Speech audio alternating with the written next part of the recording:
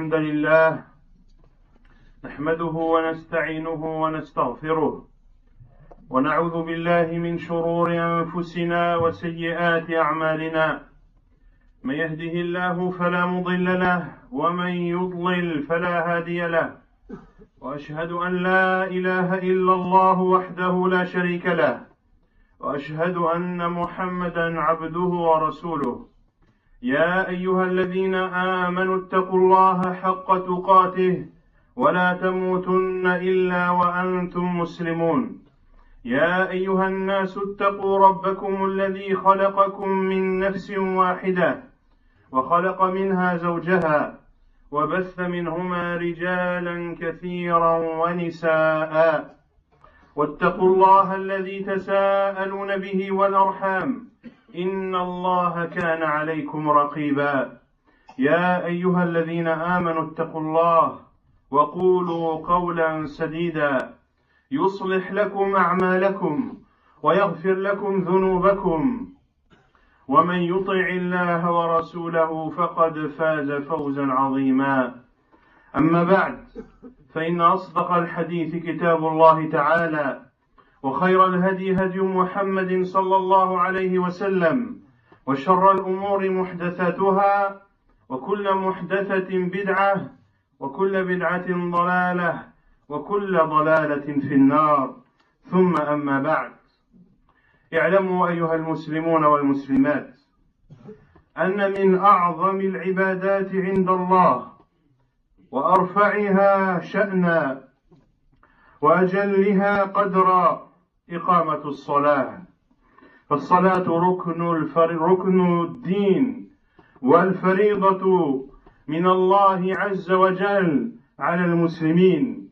وهي معارج المؤمنين المتقين وهي أيضا الصلة بين العبد وربه وهي أفضل أعمال الإسلام فلا دين لمن لا صلاة له ولا حظ في الإسلام لمن ترك الصلاة كما قال عمر بن الخطاب رضي الله عنه فإنه لا يستهين بأمرها ولا يعرف قدرها ولا يعظم شأنها إلا من نقص تعظيم الله في قلبه لأن تعظيم قدر الصلاة هو تعظيم لله سبحانه وتعالى فينبغي على كل مسلم أن يعرف عظم قدر الصلاة هذه الصلاة التي أوجبها الله عز وجل على عباده ومما يعرف به قدر الصلاة عند الله أنها الركن الثاني من أركان الإسلام بعد الشهادتين فالصلاة عمود الدين كما قال صلى الله عليه وسلم رأس الأمر الإسلام وعموده الصلاة.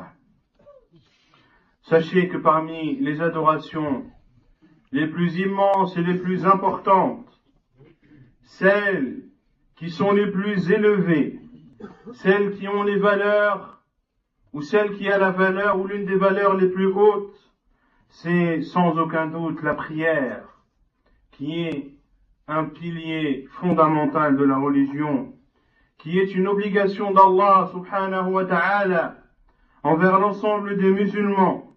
Et cette prière, c'est également la relation entre Allah et son serviteur. Et c'est parmi les actes pratiques, sans aucun doute, le meilleur. Point de religion à celui qui ne prie pas. Et, comme l'a dit Omar ibn al-Khattab radiyallahu anhu, celui qui ne prie pas n'a pas sa part dans l'islam. Il ne faut donc pas négliger celle-ci. Quant à celui qui néglige la prière, quant à celui qui ne connaît pas la valeur de la prière, quant à celui qui ne connaît pas l'importance de la prière, eh bien, c'est une personne qui en réalité ne donne pas à Allah Azza wa Jalla la place qu'il a. Et il ne se rend pas compte de l'immensité d'Allah subhanahu wa ta'ala. Car de considérer la prière comme quelque chose d'extrêmement important fait partie des moyens par lesquels tu admets et tu glorifies la puissance d'Allah subhanahu wa ta'ala.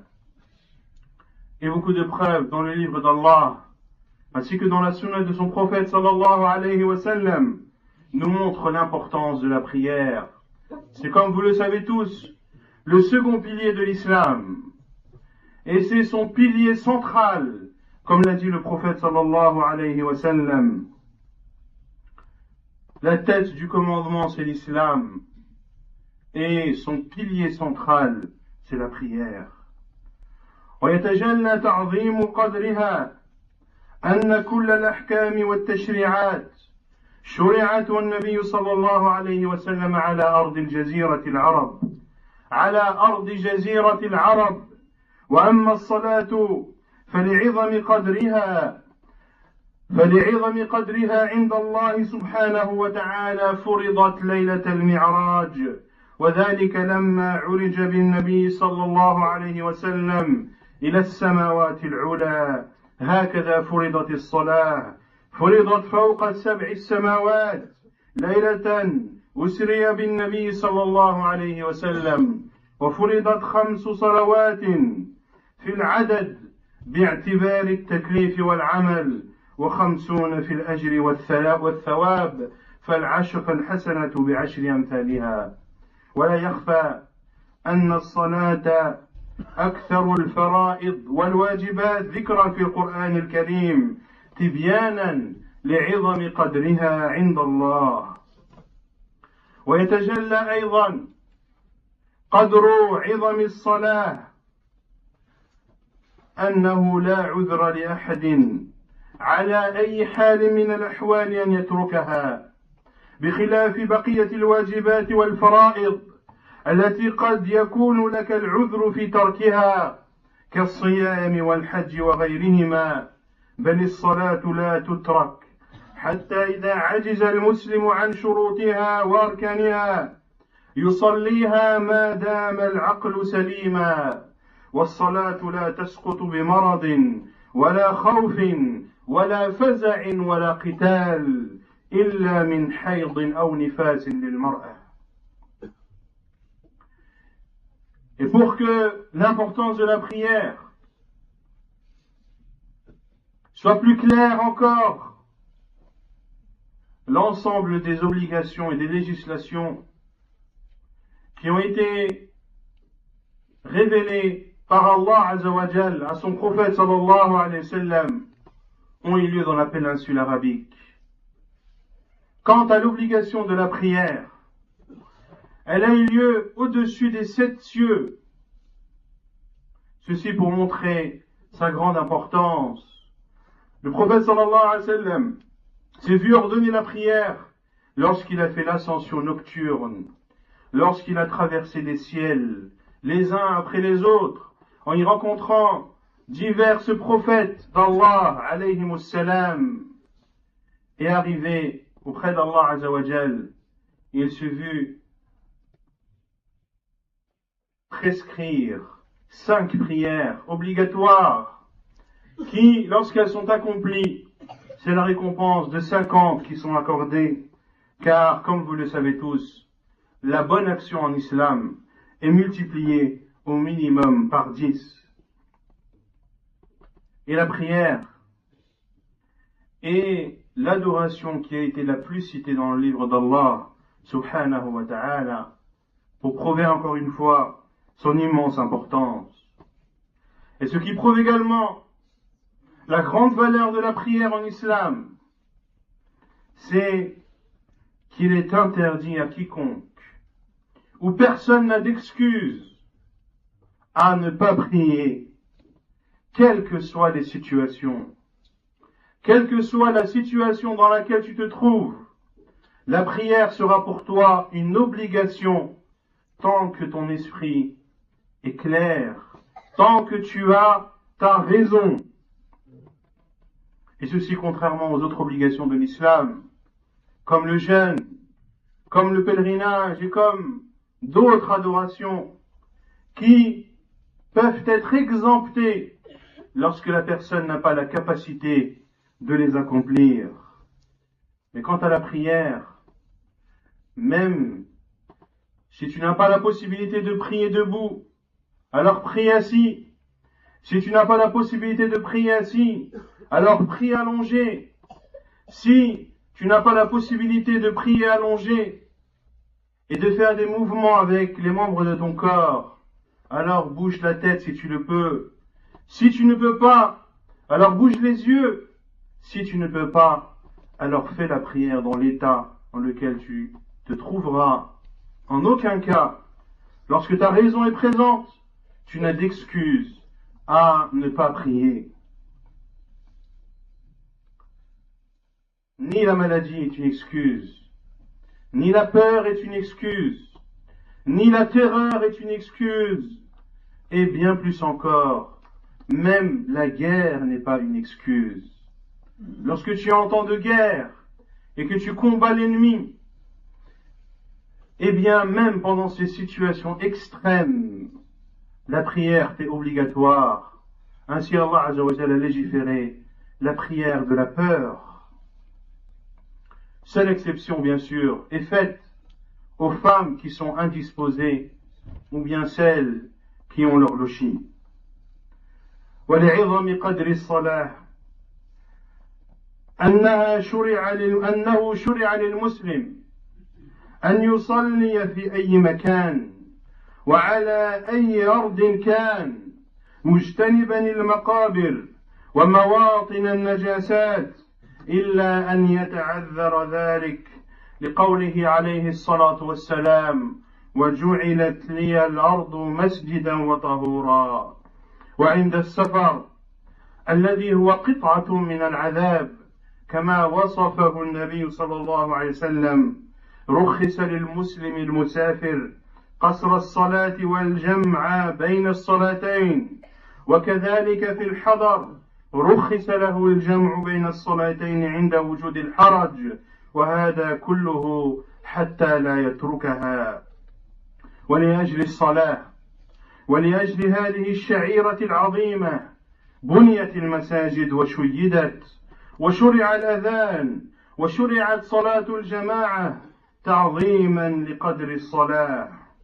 ولعظم قدر الصلاة عند الله أن النبي صلى الله عليه وسلم أمر بتعليمها الصبيان إذا بلغوا 7 سنين وضربهم عليها في السن العاشر. قال صلى الله عليه وسلم مروا أبناءكم بالصلاة وهم أبناء 7 واضربوهم عليها وهم أبناء 10. ولا يخفى أن الصلاة كانت وصية رسول الله صلى الله عليه وسلم عند فراق الدنيا وهو يغالب سكرات الموت تخرج روحه الشريفة عليه الصلاة والسلام وهو مشفق على أمته يجود بنفسه وينادي الصلاة الصلاة وما ملكت أيمانكم. وكانت همه عليه الصلاة والسلام وهو في الرمق الأخير يسأل الناس أو يسأل من حوله من الصحابة هل صلى الناس مروا أبا بكر فليصلي بالناس. هذا كله بيانا لتعظيم قدر الصلاة. Et pour montrer l'importance de la prière également, c'est que la prière est légiférée en tout lieu. Quel que soit l'endroit sur terre où tu te trouves, la prière est pour toi obligatoire. Il faut s'abstenir des cimetières, s'abstenir des endroits dans lesquels stationnent les chameaux, s'abstenir des endroits impurs, s'abstenir des salles de bain et des toilettes. Et si tu n'as pas d'autre solution et que tu te trouves dans une situation extrême et que tu n'as pas d'autre choix, alors, et que l'heure de la prière va bientôt partir ou va bientôt se terminer, alors il t'est autorisé de prier même dans les endroits interdits. Mais bien comprendre, les cas de force majeure, les cas extrêmes, et il ne faut pas confondre entre un besoin et un cas de force majeure. Un besoin n'est pas forcément une nécessité ou un cas de force majeure. Ainsi, tu dois accomplir ta prière et tu dois trouver une solution pour que ta prière soit accomplie en temps et en heure, quel que soit l'endroit où tu te trouves, que tu sois à l'école ou que tu sois au travail. Ni l'un ni l'autre n'est une excuse pour délaisser la prière et pour l'accomplir à la fin de son heure. Que ceux donc qui sont à l'école et que ceux donc qui travaillent arrêtent dès aujourd'hui de prier les 5 prières à 21h lorsqu'ils rentrent le soir ou à 20h, car ils n'ont soi-disant pas la possibilité de prier dans leur lieu de travail, ou ils n'ont soi-disant pas la possibilité de prier à l'école. Cela n'est pas une excuse, car le prophète sallallahu alayhi wa sallam a dit وَجُعِلَتْ لِيَ الْأَرْضُ مَسْجِدًا وَطَهُورًا. Et la terre m'a été accordée comme un moyen de purification et comme un lieu de prière. La terre d'Allah est vaste. La terre d'Allah est vaste. Il est inconcevable que tu ne puisses pas trouver un endroit où prier. Peut-être est-ce la honte qui t'en empêche. Peut-être est-ce le fait de prier devant des gens non musulmans qui te gênent. Sache que la puissance appartient à Allah, à son envoyé et aux croyants. Tu dois être fier de ta religion. Tu dois être fier de prier. Tu dois être fier de t'humilier devant Allah Azza wa Jal en posant ton front à terre. Ne suis donc pas les insufflations du diable. Ne suis pas la masse des gens. Car comme l'a dit Allah Azza wa Jal, et si tu obéis à la majorité des gens sur terre, ils te détourneront du sentier d'Allah.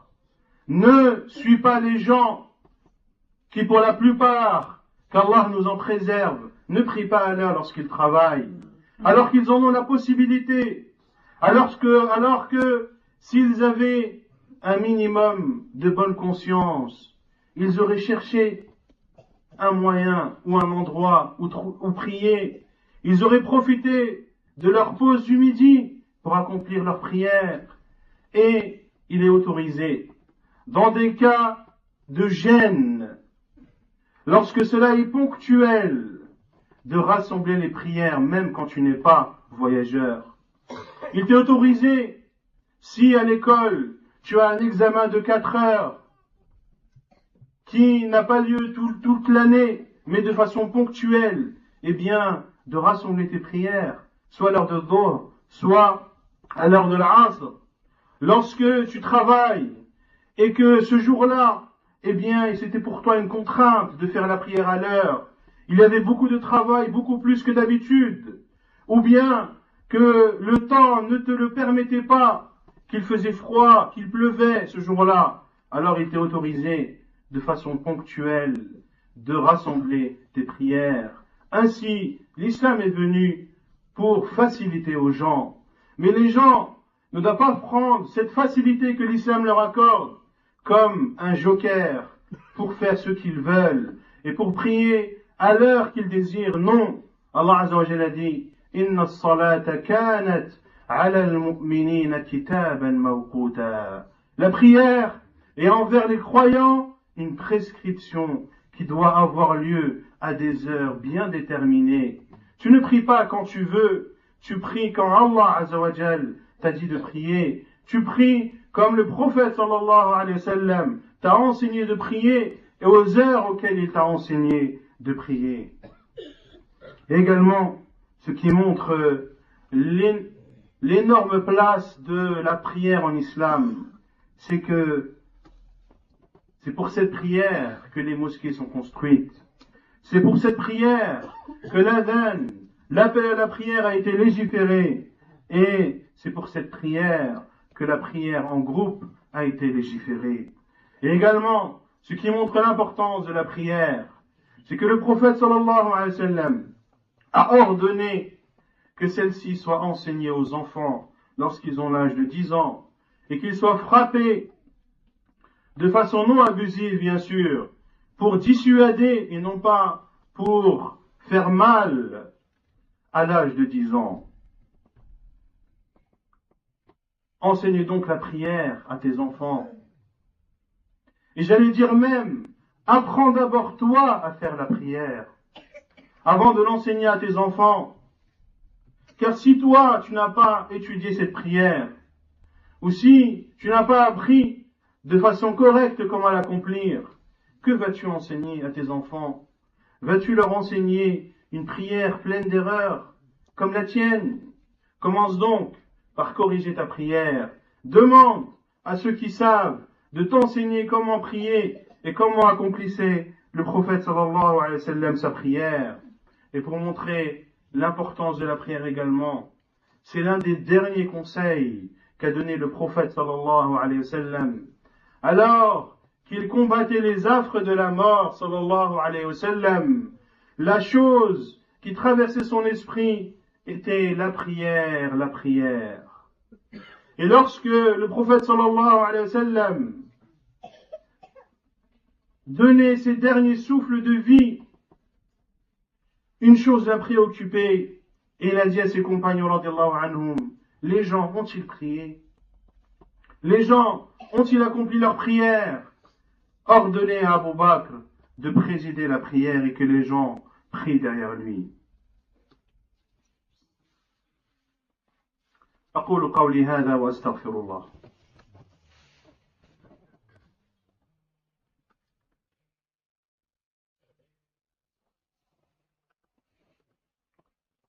الحمد لله رب العالمين والصلاة والسلام على أشرف الأنبياء وإمام المرسلين نبينا محمد وعلى آله وصحبه أجمعين أما بعد. وفريضة الصلاة لعظم قدرها كانت فريضة مشتركة بين النبيين فكلهم أمروا بالصلاة. قال الله عز وجل عن إبراهيم ولوط ويعقوب وإسماعيل عليهم السلام وأوحينا إليهم فعل الخيرات وإقام الصلاة، وهي دعوة أبينا إبراهيم حين دعا ربه بقوله رب اجعلني مقيم الصلاة ومن ذريتي. وقال سبحانه وتعالى عن عيسى عليه السلام وأوصاني بالصلاة والزكاة ما دمت حيا. وفي كلام الله لموسى عليه السلام إنني أنا الله لا إله إلا أنا فاعبدني وأقم الصلاة لذكري. وقال الله عز وجل لنبينا محمد صلى الله عليه وسلم وأمر أهلك بالصلاة واصطبر عليها. وقال له الله عز وجل أقم الصلاة لدلوك الشمس إلى غسق الليل وقرآن الفجر إن قرآن الفجر كان مشهودا. ولقد وردت الآيات والأحاديث الكثيرة تترى في تأكيد تعظيم قدر الصلاة وفي بيان الوعيد الشديد لمن تركها وضيعها. قال الله تعالى فخلف من بعدهم خلف أضاعوا الصلاة واتبعوا الشهوات فسوف يلقون غيا. وقال سبحانه وتعالى إلا أصحاب اليمين في جنات يتساءلون عن المجرمين ما سلككم في سقر قالوا لم نك من المصلين ولم نك نطعم المسكين. فأصحاب اليمين في الجنات يتساءلون عن سبب دخول المجرمين سقر وهي جهنم. فأول شيء أجاب به هؤلاء المجرمون اعترفوا بذنوبهم في الدنيا وهو ترك الصلاة وتضييعها إلى غير ذلك من الآيات. Et l'obligation de la prière est une obligation commune à l'ensemble des prophètes d'Allah subhanahu wa ta'ala. Allah Azza wa Jal a dit en parlant de Ibrahim, de Lot, de Yaqub et d'Ismaïl, alayhimus salam, et nous leur révélâmes de faire le bien et d'accomplir la prière. Et il dit subhanahu wa ta'ala, lorsqu'il cite l'invocation d'Ibrahim alayhi salam, ô Allah, fais que je fasse partie de ceux qui accomplissent la prière, ainsi que ma progéniture. Et Allah Azza wa Jal a dit en parlant de Isa alayhi salam, et il m'a ordonné d'accomplir la prière et de m'acquitter de la zakat tant que je suis vivant. Et Allah Azza wa Jal a dit selon le sens à Moussa alayhi salam, c'est moi Allah, point de divinité qui ne mérite d'être adoré que moi, adore-moi et accomplis la prière pour te rappeler de moi. Et il a dit subhanahu wa ta'ala à son envoyé Muhammad sallallahu alayhi wa sallam, sur le sens des versets, et ordonne à ta famille d'accomplir la prière et redouble de patience dans celle-ci. Les versets et les hadiths à ce sujet sont extrêmement nombreux. Des versets et des hadiths qui montrent l'importance de la prière, et des versets et des hadiths qui montrent le danger, le grave danger de celui qui délaisse la prière ou de celui qui ne l'accomplit pas comme il se doit. Allah Azza wa Jalla dit selon le sens, puis leur succédèrent les générations qui délaissèrent la prière et ont suivi leur passion, ceux-là connaîtront la perdition. Et il dit aussi, subhanahu wa ta'ala, sauf les gens de la droite, dans un autre verset, sauf les gens de la droite, qui, au paradis, se questionneront et se poseront des questions concernant le sort des transgresseurs.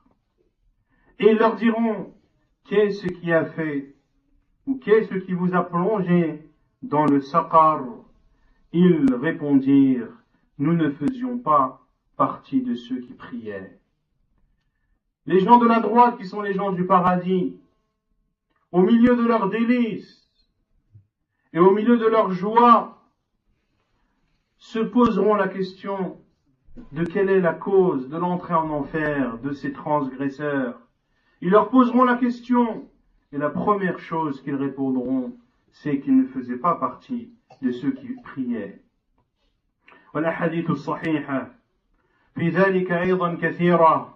يقول عليه الصلاة والسلام: أول ما يحاسب عليه المرء يوم القيامة الصلاة، فإن صلحت صلح سائر عمله، وإن فسدت فسد سائر عمله. ويقول عليه الصلاة والسلام: العهد الذي بيننا وبينهم الصلاة، فمن تركها فقد كفر. وقال صلى الله عليه وسلم: من ترك الصلاة متعمدا فقد برئت منه ذمة الله. وقال عليه الصلاة والسلام: ليس بين الرجل والكفر أو الشرك إلا ترك الصلاة. فترك الصلاة أيها المسلمون والمسلمات ليس بالأمر الهين كما يعتبره بعض الناس، فإن ترك الصلاة جرم كبير وشنيع ومنكر خطير وفظيع، قد يؤدي والعياذ بالله إلى الردة عن الدين واللحوق بالمشركين. فتارك الصلاة قد هدم عمود الدين وفتح على نفسه بابا قد يؤدي به إلى الكفر والخروج من الإسلام، وهو جاحد لنعمة الله عليه. فالله عز وجل الذي أنعم عليك بنعمة الإسلام وبنور الإيمان وجعل لك فؤادا وعقلا وأعطاك صحة وقوة وسمعا وبصرا، وأسبغ عليك نعمة ظاهرة وباطنة تكريما لك وتشريفا،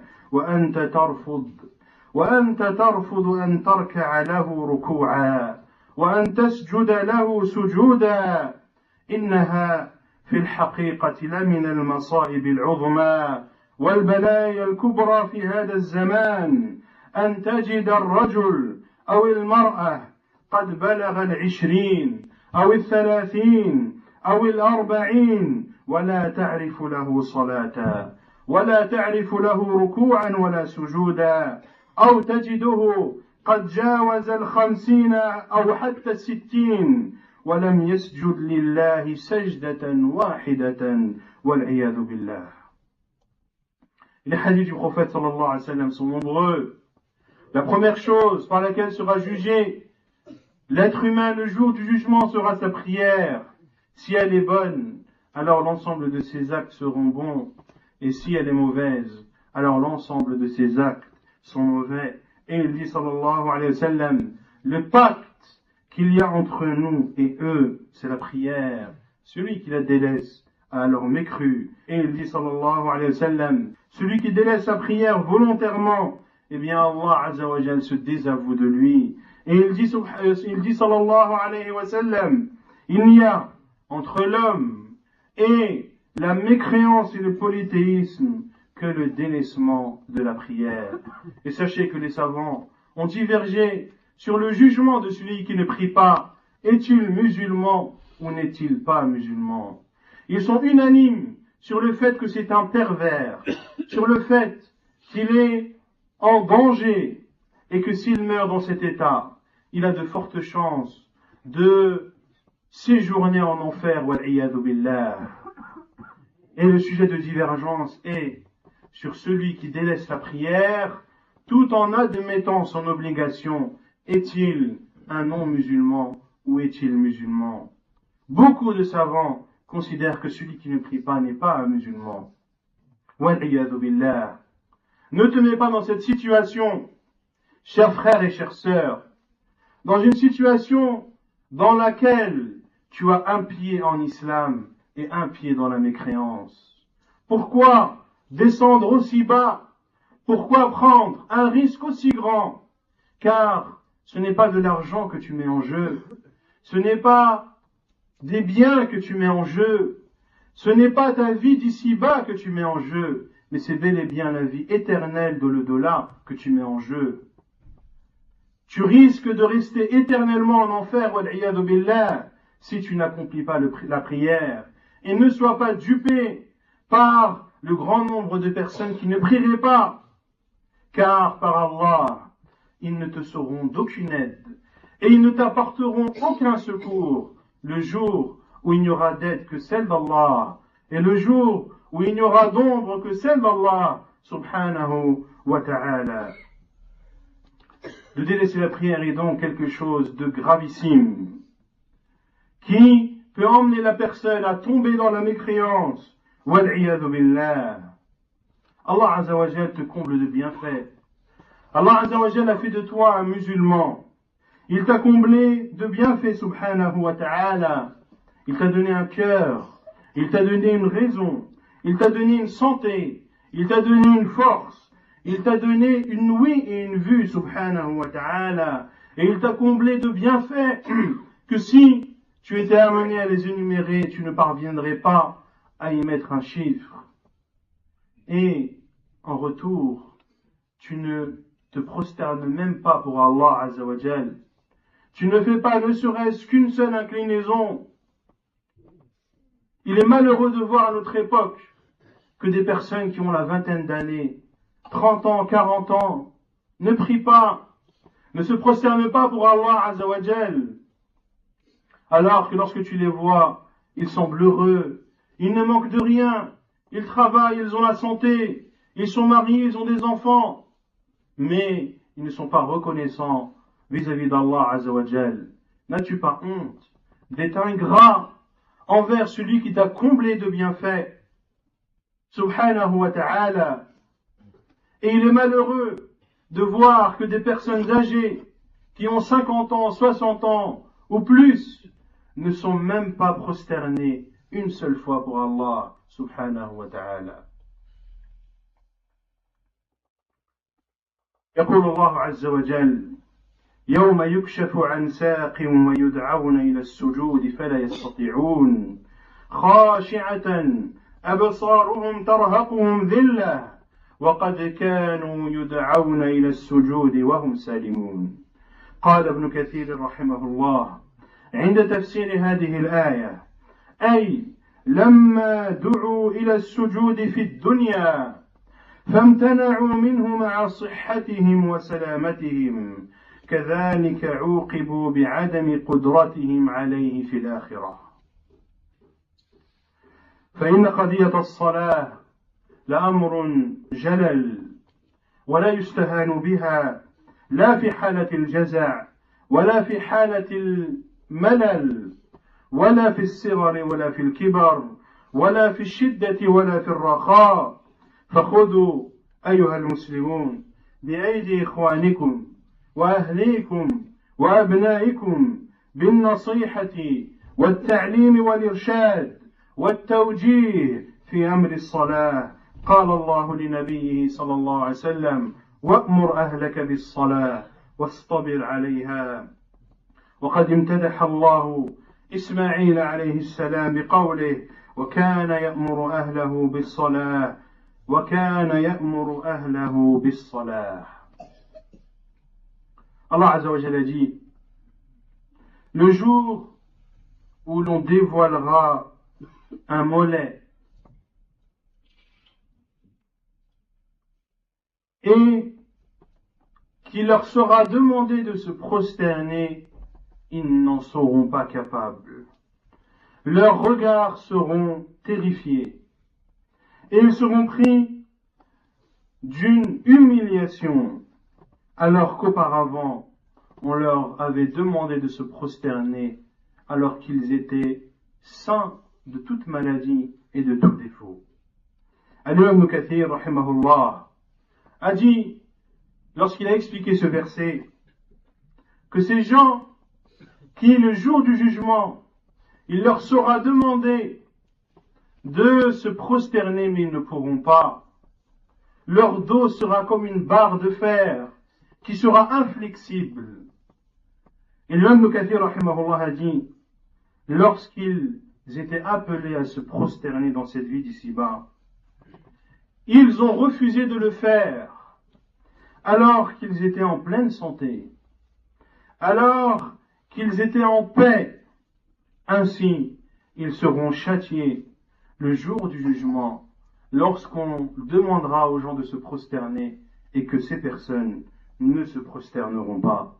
Il faut donc prendre la main de ton frère, et les musulmans et musulmanes doivent s'entraider mutuellement et se conseiller mutuellement. Ils doivent conseiller leur famille, conseiller leur propre personne, conseiller leurs enfants, leur porter le conseil bénéfique, l'enseignement bénéfique et les directives bénéfiques concernant la prière, car Allah Azza wa Jalla a ordonné son prophète sallallahu alayhi wa sallam en disant: et ordonne à ta famille d'accomplir la prière et redouble de patience. Ce n'est pas une chose simple et aisée d'ordonner à tes enfants de faire la prière tous les jours, jour après jour, de rabâcher le même discours, de les éduquer. L'éducation est quelque chose qui n'est pas simple. Cela demande des efforts. Pour cela que le prophète Allah Azza wa Jalla a dit à son envoyé sallallahu alayhi wa sallam de redoubler de patience. Mais il ne faut en aucun cas lâcher prise. Car le jour où tu délaisseras, le jour où tu n'ordonneras plus à tes enfants et à ta famille de prier, eh bien sache que ils délaisseront celle-ci. Et que pensez-vous d'une personne qui en est arrivée au point de ne plus prier? Va-t-il s'empêcher de faire autre chose? Va-t-il s'empêcher de commettre d'autres péchés? Par Allah, rien ne l'en empêchera, sauf si Allah Azza wa Jal le fait entrer dans sa miséricorde et lui accorde la foi suffisante pour que celle-ci soit un obstacle entre lui et les péchés. Quant à celui qui ne prie pas, c'est aisé pour lui. Ce n'est pas une chose grave pour lui de forniquer. Ce n'est pas une chose grave pour lui de consommer de la drogue. Ce n'est pas une chose grave pour lui de boire de l'alcool. tout ceci n'est pas si grave que ça. Et même s'il fait tous ces péchés, il a commis l'un des plus graves, à savoir la prière. Et c'est le prétexte de beaucoup de jeunes, malheureusement, qui disent « Non, je ne prie pas, car j'ai fait beaucoup de péchés à côté. Non, je ne veux pas prier, je ne me vois pas aller à la mosquée, alors que je continue à boire de l'alcool, ou je continue à fumer du cannabis ou autre. » Sache que la prière aide à arrêter le mal. Et que si tu commences ta prière, petit à petit, tu verras que tu t'éloigneras de tous ces péchés. Et qu'Allah Azzawajal te fera détester sa désobéissance. Et demande à Allah Azzawajal dans ta prosternation. Car le moment dans lequel tu es le plus proche d'Allah Azzawajal, c'est sans aucun doute lorsque ton front est posé sur terre. Lorsque ton front est posé sur terre, regarde cette image que nous a donnée le prophète sallallahu alayhi wa sallam. Tu es dans une des positions les plus basses, à savoir le front à terre. Mais le prophète sallallahu alayhi wa sallam nous a affirmé que c'était le moment dans lequel nous étions le plus proches de notre Seigneur. Et qu'il fallait profiter de ce moment pour demander à Allah Azza wa Jal ce dont l'on a besoin dans cette vie d'ici-bas ou dans l'au-delà. Si tu bois de l'alcool, si tu fréquentes les filles et que tu n'arrives pas à t'en abstenir, commence déjà à prier. Accomplis ta prière. Demande à Allah Azza wa Jal de t'aider. Car Allah Azza wa Jal, lorsque tu vas vers lui en marchant, il vient vers toi en courant, subhanahu wa ta'ala. وأختم بقوله تعالى يا أيها الذين آمنوا قوا أنفسكم وأهليكم نارا وقودها الناس والحجارة أعدت عليها ملائكة غلاظ شداد لا يعصون الله ما أمرهم ويفعلون ما يؤمرون. Ô vous qui avez cru, préservez vos personnes et vos familles d'un feu dont le combustible sont les gens et les pierres. Il y a là-bas, c'est-à-dire en enfer, des anges extrêmement durs, qui ne désobéissent jamais à Allah dans ce qu'il leur ordonne et qu'ils font strictement ce qu'Allah Azza wa Jal leur ordonne de faire. نسأل الله عز وجل أن يجنبنا الفتن ما ظهر منها وما بطن ونسأله عز وجل أن يهدي المسلمين إلى الرشد وأن يهدي شباب الإسلام. اللهم اهد شباب الإسلام. اللهم وفقنا لإقامة الصلاة. اللهم اجعل الصلاة قرة أعيننا. اللهم يا الله اجعل الصلاة راحة بالنا وراحة قلوبنا وراحة أرواحنا يا قوي يا عزيز. اللهم أعنا على الأمر بالصلاة والنهي عن تركها. اللهم أعنا على الأمر بالصلاة وعن النهي عن تركها. وصلى الله وسلم وبارك على نبينا محمد وعلى آله وصحبه أجمعين وآخر دعوانا أن الحمد لله رب العالمين.